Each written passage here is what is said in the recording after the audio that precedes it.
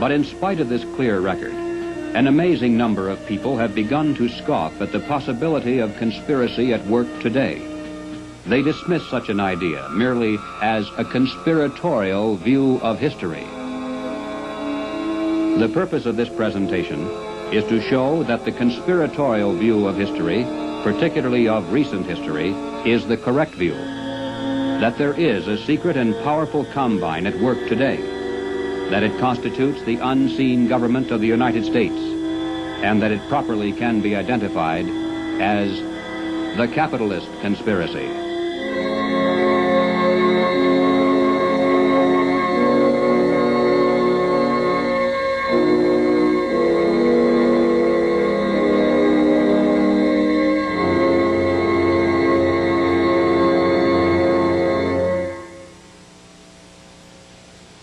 In 1963, the nation was held spellbound by the testimony of gangster Joe Valachi as he exposed the inside workings of the international crime syndicate known as the Cosa Nostra, or the Mafia.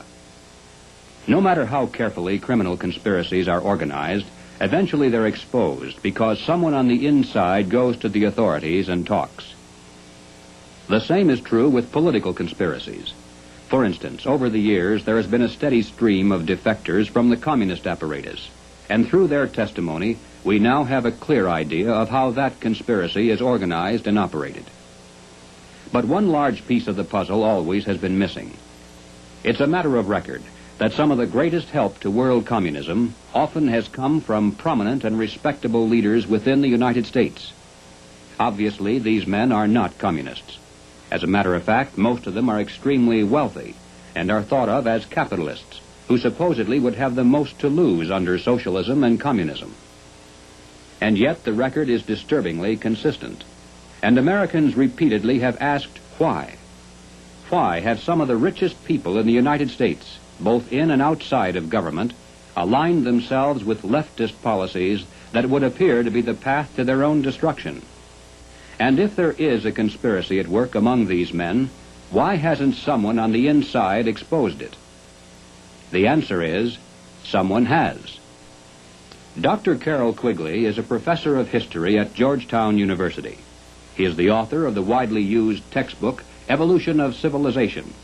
He is a member of the editorial board of the monthly periodical, Current History.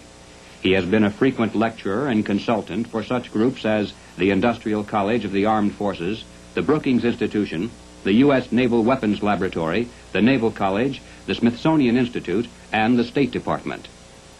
Dr. Quigley also has been closely associated with many of the family dynasties of the super-rich. He is, by his own boast, an insider with a front-row view of the world's money power structure. When Dr. Quigley wrote this 1,300-page book of dry history entitled Tragedy and Hope, it was obvious that it would never be read by the masses. It was intended for the intellectual elite. And to such a select readership, Dr. Quigley cautiously exposed one of the best-kept secrets of all time. But he also made it quite clear that he was an extremely friendly apologist for this group, and that he fully supports their goals and purposes. On page 950, Dr. Quigley says, "I know of the operations of this network because I have studied it for 20 years and was permitted for 2 years in the early 1960s to examine its papers and secret records. I have no aversion to it or to most of its aims, and have for much of my life been close to it and to many of its instruments. In general, my chief difference of opinion is that it wishes to remain unknown."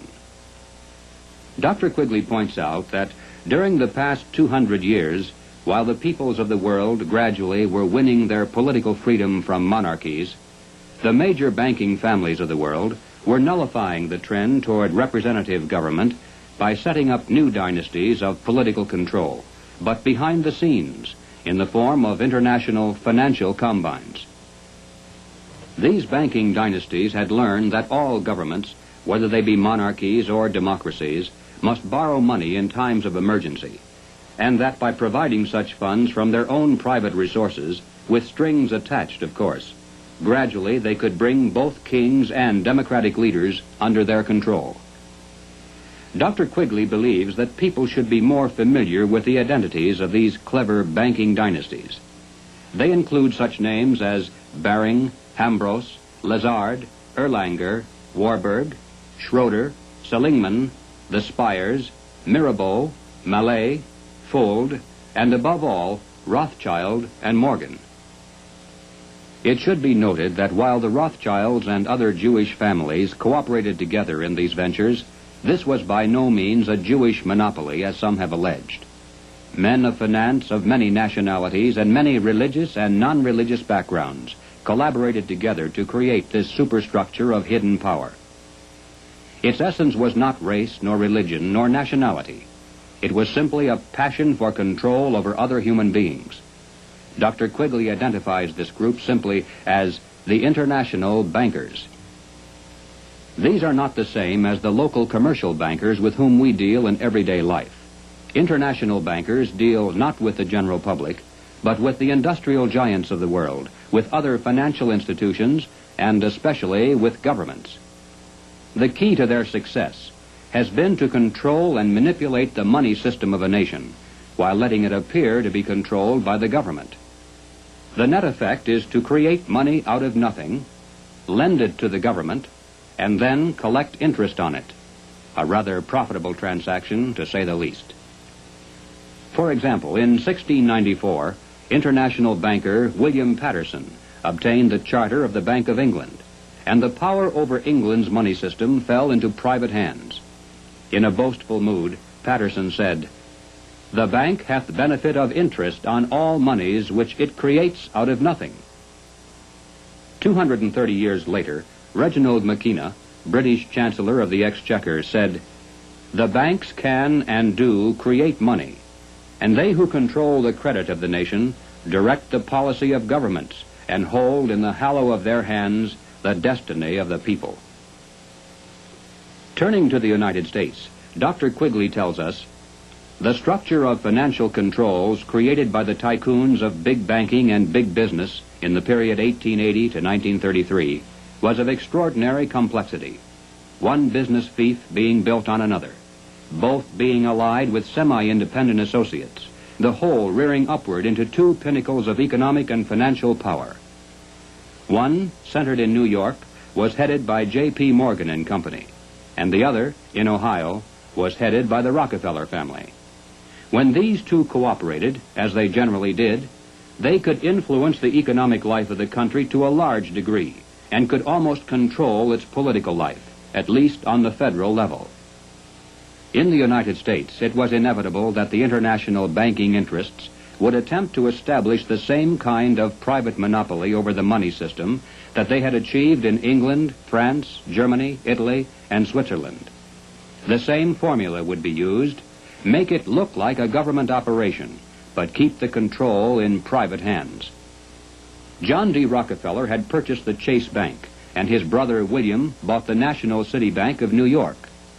The Rockefeller Chase Bank was later merged with the Warburg's Manhattan Bank to form the Chase Manhattan, one of the most powerful financial combines in the world today. Acting in concert with the Morgan banking dynasty, they spent untold millions of dollars to promote legislation that would grant to them a private franchise over this nation's money system. To sell this scheme to the voters, the monopolists created the propaganda line that the proposed banking law somehow would work against the monopolies. Politicians took up the cry, "Banking reform," and "Down with Wall Street." And then, to make it look convincing, the financial tycoons publicly pretended to oppose the measure, all the while financing it behind the scenes. On December 22, 1913, the Federal Reserve Act finally was passed into law. Something known as the Federal Reserve System came into being, and with it, total control over the nation's money fell into private hands. The Federal Reserve System solely is responsible for creating money in the United States. The Treasury prints only what the Federal Reserve tells it to print. The far greater amount of checkbook money is also determined by this group.